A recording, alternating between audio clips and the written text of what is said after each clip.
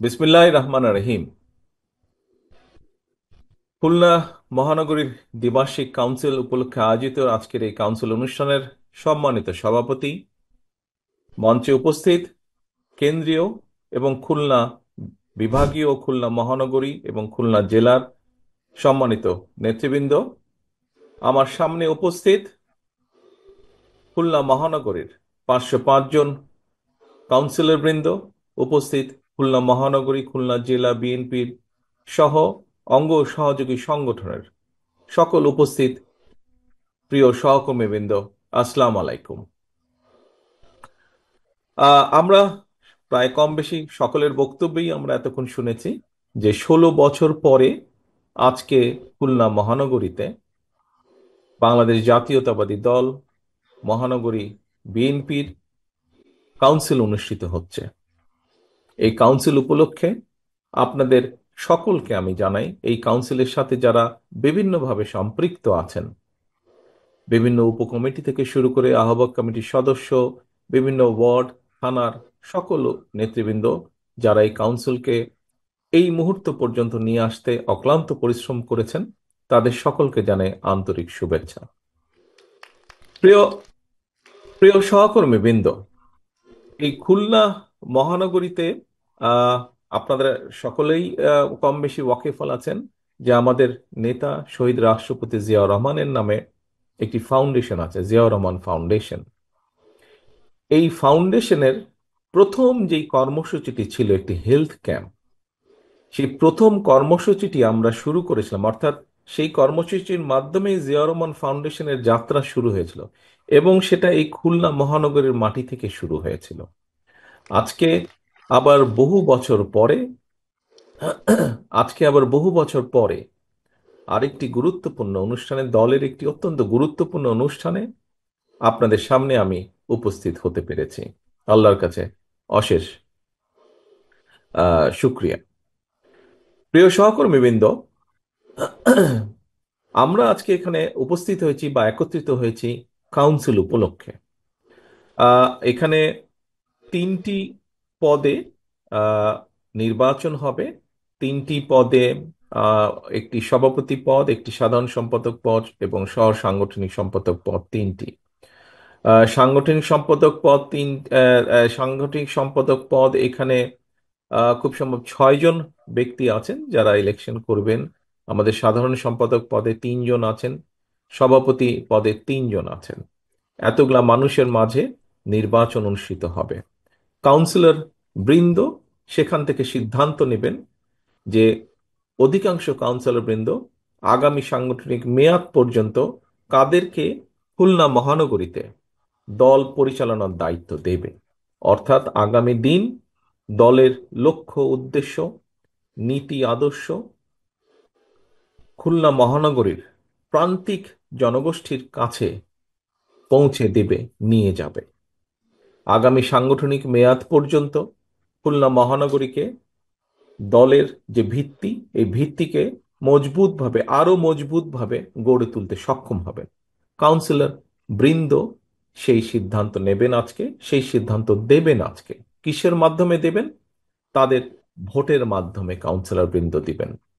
প্রিয় সহকর্মী বৃন্দ, কিছুক্ষণ আগে একজন বক্তা বলেছেন যে এটি এটি আমার আইডিয়া বা আমার আহ, এটি আইডিয়া এটি। দেখুন, এখানে একটি কথা আমি পরিষ্কারভাবে উল্লেখ করতে চাই। এই যে ভোট প্রয়োগের মাধ্যমে, ভোট গ্রহণের মাধ্যমে, কাউন্সিলরদের মাধ্যমে দলের দলকে পুনর্গঠন করা, সাংগঠনিক ভিত্তিকে গড়ে তোলা, এটি আমার কোনো আইডিয়া না।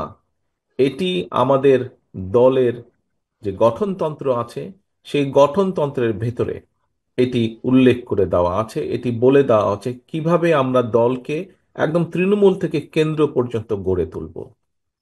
এটি দলের নিয়ম। এভাবেই গণতন্ত্রের ভিত্তি রচিত হয়। এভাবেই কোনো সংগঠনের মধ্যে, কোনো দলের মধ্যে, এমনকি দেশের ভেতরে গণতন্ত্রের ভিত্তি এভাবেই রচিত হয়। আমরা আমি ব্যক্তিগতভাবে একজন রাজনৈতিক কর্মী হিসেবে বিশ্বাস করি, আমরা যদি এই প্রক্রিয়ার মাধ্যমে, হতে পারে বিভিন্ন প্রতিবন্ধকতার কারণে আমরা একদম যেভাবে চাই হয়তো সেভাবে আমরা সবসময় করে উঠতে পারি না, কিন্তু তারপরেও যদি আমরা প্র্যাকটিসটাকে, এই প্রসেসটাকে যদি প্র্যাকটিসের মধ্যে রাখি আমরা, তাহলে আমি একজন রাজনৈতিক কর্মী হিসেবে দৃঢ়ভাবে বিশ্বাস করি যে একটি সময় পরে গিয়ে অবশ্যই একদম গণতান্ত্রিকভাবে বলতে আমরা কম বেশি যা বুঝি সেরকম একটি পরিস্থিতিতে গিয়ে আমরা হাজির হব। ঠিক, প্রিয় সহকর্মীবৃন্দ, আমরা যখন পানি ফিল্টার করি দেখবেন যে 2 3 4 স্তরে আমরা পানিটাকে ফিল্টার করি।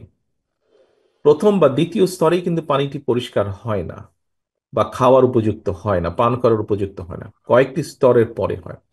ঠিক ডেমোক্রেসি বা গণতন্ত্র আমাদেরকে প্র্যাকটিস করতে হবে। আমরা যত এটিকে প্র্যাকটিস করব, এই প্র্যাকটিসটা যত আমরা করব, আস্তে আস্তে আস্তে গণতন্ত্রটা তত স্বচ্ছ হবে, তত জবাবদিহিমূলক হবে। প্রিয় সহকর্মীবৃন্দ, আজকে আমরা দলের ভেতরে এই গণতন্ত্র প্র্যাকটিস করছি, দলকে গণতান্ত্রিকভাবে গড়ে তোলার আমরা চেষ্টা করছি। কিন্তু এই যে বাংলাদেশ, যেই বাংলাদেশে মানুষের গণতান্ত্রিক অধিকার, কথা বলার অধিকার, রাজনৈতিক অধিকার, অর্থনৈতিক অধিকার প্রতিষ্ঠার জন্য আমাদের শত হাজারো নেতাকর্মী গুম হয়েছে, খুন হয়েছে, আমাদের লক্ষ লক্ষ নেতাকর্মী বিভিন্নভাবে এখানে উপস্থিত আপনারা যারা আছেন কম বেশি প্রত্যেকটা মানুষ বিভিন্নভাবে নির্যাতিত হয়েছেন, মিথ্যে মামলা, গায়েবী মামলার আপনাদেরকে হাজির দিতে হয়েছে, এখনো অনেককে হাজির দিতে হচ্ছে, প্রায় প্রতিনিয়ত কোর্টে হাজির দিতে হচ্ছে। কেন? সেই একটি কারণ, দেশের মানুষের গণতান্ত্রিক অধিকার প্রতিষ্ঠিত করার জন্য। এখন বলতে পারেন যে দেশের মানুষের গণতান্ত্রিক অধিকার প্রতিষ্ঠিত করলে কি হবে? দলের ভিতরে গণতান্ত্রিক অধিকার প্রতিষ্ঠিত করলে দলের ভিত্তি যেমন শক্তিশালী হবে, দল পরিচালনার দায়িত্ব যেরকম ধীরে ধীরে সঠিক ব্যক্তিদের কাছে ফিরে যাবে, যারা দলকে নেতৃত্ব দিলে দল সুন্দরভাবে এগিয়ে যেতে পারবে, ঠিক একইভাবে দেশের ভেতরে যদি আমরা গণতান্ত্রিক প্র্যাকটিস করি, গণতন্ত্রের প্র্যাকটিস করি, ভোটের প্র্যাকটিস করি, ভোটের মাধ্যমে নির্বাচিত করি সেই প্রতিনিধিদেরকে যারা জনগণের কথা বলবে, যারা জনগণের সমস্যার কথা বলবে, যারা দেশের সমস্যার কথা বলবে। অনেকে বলতে পারেন যে, বা অনেকে বলেন, বা অতীতেও আমরা দেখেছি যে অনেকে দেখেছি আমরা যে সবসময় নির্বাচন হলেই যে ভালো মানুষ আসে তা না। কথাটি সঠিক, আবার সঠিকও নয়।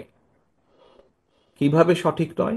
একটু আগে যেই কথাটি বলেছি, আমরা যত বেশি গণতন্ত্র প্র্যাকটিস করব, যত বেশি ভোটের প্রক্রিয়াটি আমরা প্র্যাকটিস করব, তত ধীরে ধীরে ভালো মানুষগুলো, যেই মানুষগুলোকে সমাজ চায়, যেই মানুষগুলোকে সমাজের প্রয়োজন, দেশের প্রয়োজন, যে মানুষগুলোকে প্রয়োজন সার্বিকভাবে, বৃহৎ জনগোষ্ঠীর প্রয়োজন, সেই মানুষগুলো পর্যায়ক্রমিকভাবে সামনে চলে আসতে সক্ষম হবেন। কারণ যাদের যোগ্যতা আছে, যারা সৎ ব্যক্তি, যারা সঠিক নেতৃত্ব দেওয়ার ক্ষমতা রাখে, সেই মানুষগুলো যখন দেখবেন যে হ্যাঁ একটি প্রক্রিয়া শুরু হয়েছে, যেই প্রক্রিয়ার মাধ্যমে, যেই প্রক্রিয়ার মাধ্যমে আমরা যারা সঠিক কাজ করতে চাই, যারা সঠিক কথা বলতে চাই, সঠিকভাবে চলতে চাই, সেই মানুষগুলোর সুযোগ তৈরি হচ্ছে। প্রিয় সহকর্মীবৃন্দ, আমি একজন রাজনৈতিক কর্মী হিসেবে দৃঢ়ভাবে বিশ্বাস করি যে পর্যায়ক্রমিকভাবে আমরা সেই মানুষগুলোকে খুঁজে বের করতে সক্ষম হব, যেই মানুষগুলোর প্রত্যাশা এই দেশের বৃহৎ জনগোষ্ঠী, এই দেশ যেই মানুষগুলোর প্রত্যাশা করছে, যে মানুষগুলোর দিকে তাকিয়ে আছে। কাজেই আমাদেরকে যে কোনো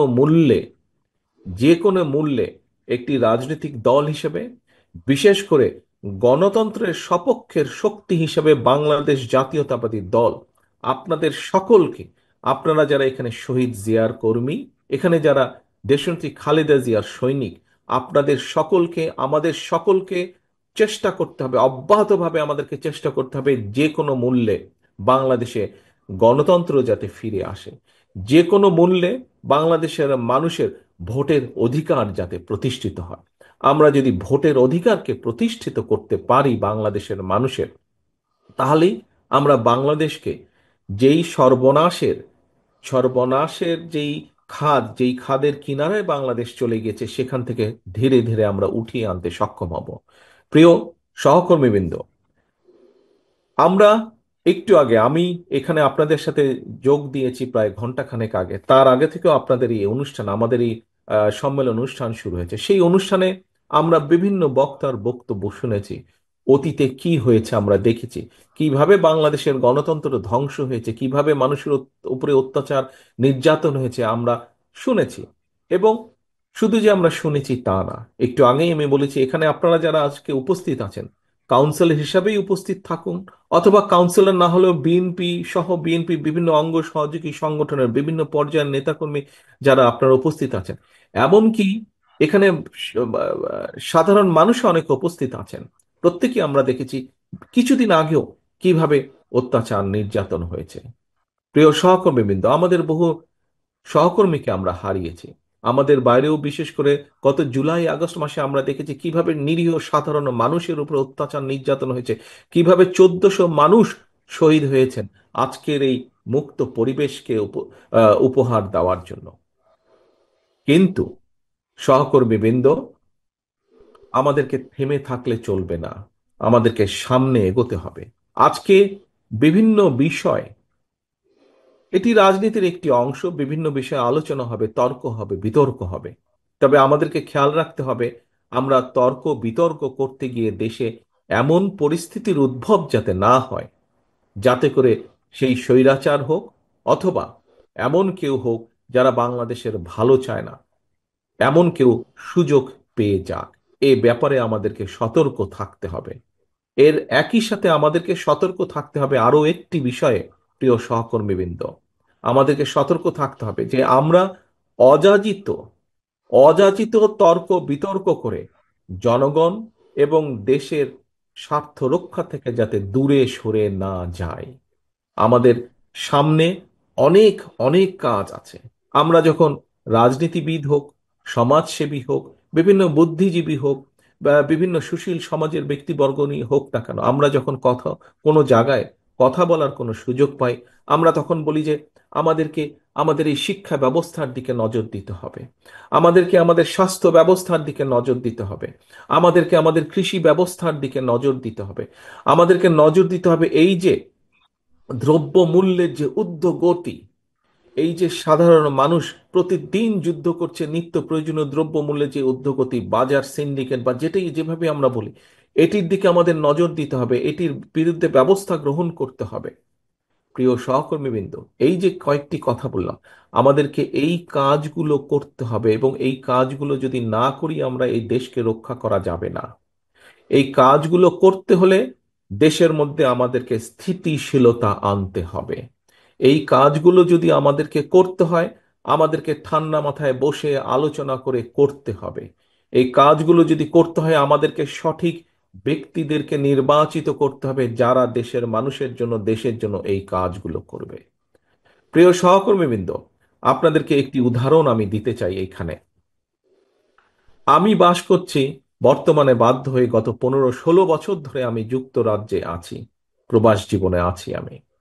প্রিয় সহকর্মীবৃন্দ, আপনারা নিশ্চয়ই এরই মধ্যে দেখেছেন যে আমরা 31 দফা নামে 31টি দফা দিয়েছি বিভিন্ন বিষয়ে, যে একটু আগে বললাম কৃষি, স্বাস্থ্য, প্রশাসন, শিক্ষা, অর্থনীতি, বিভিন্ন বিষয়ে আমরা 31 দফা দিয়েছি। আমি 31 দফার বিষয়ে বড় কথায় যাব না, বিস্তারিতভাবে আমি এখন যাব না।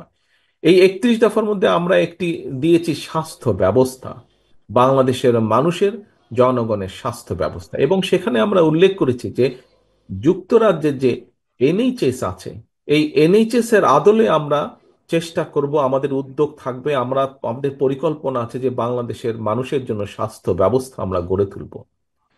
প্রিয় সহকর্মীবৃন্দ, কথাটি শুনতে খুব ভালো লাগে, কথাটি খুব আশার কথা, যে যুক্তরাজ্যের মানুষ আমরা জানি এই দেশের রাষ্ট্র, এই দেশের নাগরিক, এই দেশে বৈধভাবে যারা, এই যুক্তরাজ্যে বৈধভাবে যারা বসবাস করে, এই দেশের নিয়ম কানুনের ভিতরে যারা বসবাস করে, সেরকম প্রত্যেকটি নাগরিক স্বাস্থ্য ব্যবস্থার সব রকম সব রকম সব রকম টেক কেয়ার এই দেশের রাষ্ট্র করে থাকে। অর্থাৎ একটা মানুষের যদি হার্টের অ্যাটাক করে, তাহলে তার বাইপাস অপারেশন হোক, তার স্টেন্টিং হোক, যে কোনো ব্যবস্থা হোক না কেন, রাষ্ট্র সেই ব্যয়ভার বহন করে।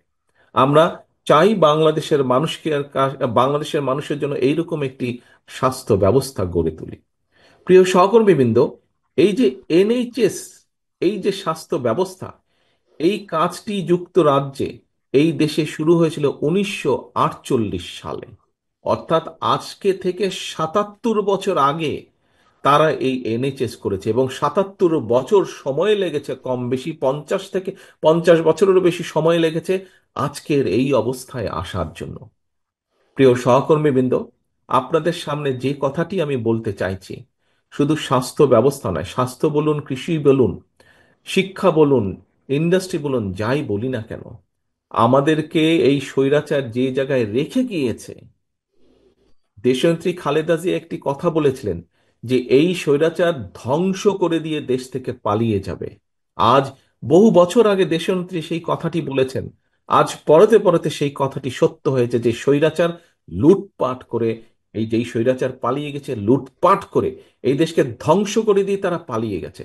এই দেশে রয়ে গিয়েছে আমরা, এই দেশের মানুষ, সাধারণ মানুষ এই দেশে রয়ে গিয়েছে।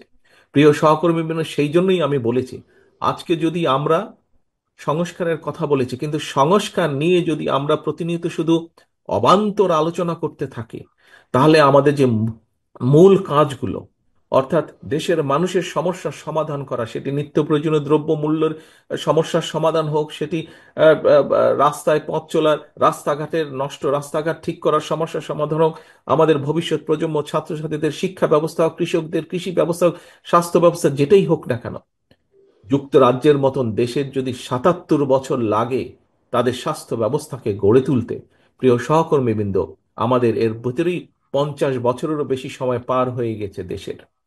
আমরা কিছু কিছু ক্ষেত্রে হয়তো কিছু কিছু সফলতা বা সফলতার দ্বার প্রান্তে গিয়ে পৌঁছেছি আমরা, কিন্তু এখনো সম্পূর্ণভাবে সফল হতে পারিনি।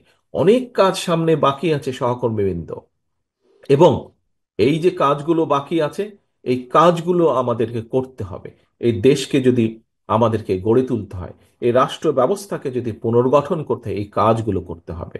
আজকে আপনারা এখানে যারা হাজির হয়েছেন, আপনারা প্রত্যেকে দেশনেত্রী বেগম খালেদা জিয়ার সৈনিক, আপনারা শহীদ রাষ্ট্রপতি জিয়া রহমানের কর্মী। আপনারা, প্রিয় সহকর্মীবৃন্দ, দেশের মানুষ, দেশের অধিকাংশ মানুষ আজ আপনাদের দিকে তাকিয়ে আছে। যে অধিকাংশ মানুষ এখন পর্যন্ত মনে করে যে দেশে যদি একটি সঠিক নির্বাচন হয়, সুষ্ঠু নির্বাচন হয়, ইনশাল্লাহ আল্লাহর রহমতে বিএনপি সরকার পরিচালনার দায়িত্ব পাবে। কিন্তু কিন্তু সহকর্মীবৃন্দ, শুধু এই আশা নিয়ে বসে থাকলে চলবে না। সেই জন্য আমাদেরকে নিজেদেরকে তৈরি করতে হবে, প্রত্যেকটি নেতাকর্মীকে সেই জন্য তৈরি হতে হবে।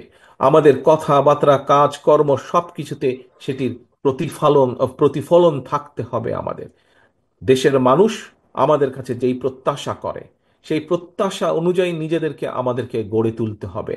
আমাদের কথাগুলো পৌঁছে দিতে হবে, আমাদের কাজগুলোকে সেভাবে করতে হবে।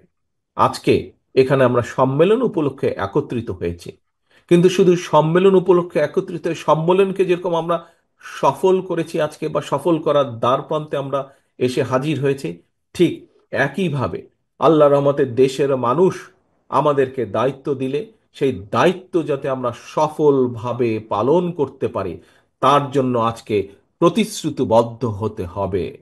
প্রিয় সহকর্মীবৃন্দ, আজকের এই সম্মেলনে আমাদেরকে সেই প্রতিশ্রুতি নিতে হবে, সেই শপথ আমাদেরকে নিতে হবে যে খুলনা মহানগরীর অন্তত যে কজন নেতা কর্মী আছেন, আপনি বিএনপি হন, আপনি যুবদল হন, ছাত্র দল হন, স্বেচ্ছাসেবক হন, কৃষক দল হন, আইনজীবী ফোরামের সদস্য হন, যেই হন না কেন, আপনি যদি শহীদ জিয়ার কর্মী হয়ে থাকেন, দেশনেত্রী খালেদা জিয়ার সৈনিক হয়ে থাকেন, আজকে আপনাকে প্রতিজ্ঞা নিতে হবে, আজকে আপনাকে শপথ নিতে হবে যে আপনার কাঁধে দায়িত্ব অর্পণ করলে, এই দেশের মানুষ আপনার কাঁধে ইনশাল্লাহ দায়িত্ব অর্পণ করলে, আপনাকে যে কোনো মূল্যে সেই দায়িত্ব আপনাকে পালন করতে হবে।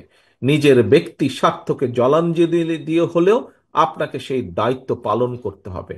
কারণ কারণ একটি, এই দেশের স্বাধীনতার ঘোষককে, স্বাধীনতার ঘোষক শহীদ রাষ্ট্রপতি জিয়াউর রহমান, অর্থাৎ এই দলের যে প্রতিষ্ঠাতা, এই দেশে বহুদলীয় গণতন্ত্রের প্রবর্তককে শহীদ রাষ্ট্রপতি জিয়াউর রহমান, এই দেশের সংসদীয় গণতন্ত্রের পুনরুদ্ধার কে করেছিলেন? দেশনেত্রী খালেদা জিয়া।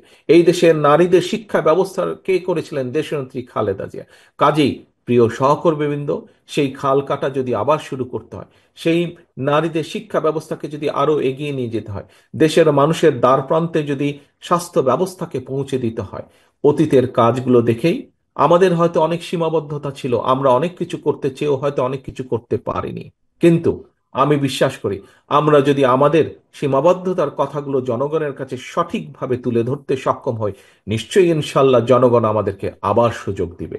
এবং এইবার সুযোগ দিলে আমরা যেই সীমাবদ্ধতার কারণে যে কাজগুলো বিগত আগে করতে পারিনি, সেই কাজগুলো আমাদেরকে এবার সমাপ্ত করতে হবে, অন্তত শুরু আমাদেরকে করতে হবে সেই কাজগুলো। প্রিয় সহকর্মীবৃন্দ, সময় হয়ে গেছে জোহরের আজানের সময়, নামাজের সময় হয়ে গেছে, আমাদের দ্বিতীয় অধিবেশনের সময় হয়ে গেছে। আসুন আজকে আমরা প্রতিজ্ঞাবদ্ধ হই, আমরা শপথ গ্রহণ করি। যেভাবে আমরা সফলভাবে আজকে খুলনা মহানগরীর সম্মেলন অনুষ্ঠান আয়োজন করেছি, সম্মেলনকে সফল করছি, একইভাবে আগামী দিনে যখন ইনশাল্লাহ বাংলাদেশের মানুষের রায় নিয়ে আল্লাহর রহমতে আমরা দেশ পরিচালনার সুযোগ পেলে, সারা বাংলাদেশে শহীদ জিয়া, দেশনেত্রী খালেদা জিয়ার যত সৈনিক আছে, আমাদের মূল লক্ষ্য থাকবে, মূল লক্ষ্য থাকবে এই দেশের জনগণ এবং এই দেশ বাংলাদেশ, এই দেশের জনগণের অবস্থার পরিবর্তন করা, বাংলাদেশের অবস্থার পরিবর্তন করা, বাংলাদেশের মানুষের প্রত্যাশা অনুযায়ী বাংলাদেশকে গড়ে তোলা, বাংলাদেশের প্রত্যাশা অনুযায়ী বাংলাদেশকে সামনে নিয়ে যাওয়া। এই হোক আজকে আমাদের এই সম্মেলনের প্রত্যাশা, এই হোক আমাদের এই সম্মেলনের প্রতিজ্ঞা, আমাদের আজকের এই সম্মেলনের শপথ। সকলকে আন্তরিকভাবে ধন্যবাদ জানিয়ে এবং একই সাথে আবারও এই সম্মেলনের সফলতা কামনা করে এবং এই সম্মেলনকে সফল করার জন্য যারা যারা অক্লান্ত পরিশ্রম করেছেন, আমার সেই প্রতিটি সহকর্মীকে আন্তরিকভাবে শুভেচ্ছা জানিয়ে আমার বক্তব্য শেষ করছি। আল্লাহ হাফেজ। বাংলাদেশ জিন্দাবাদ। বাংলাদেশ জাতীয়তাবাদী দল জিন্দাবাদ।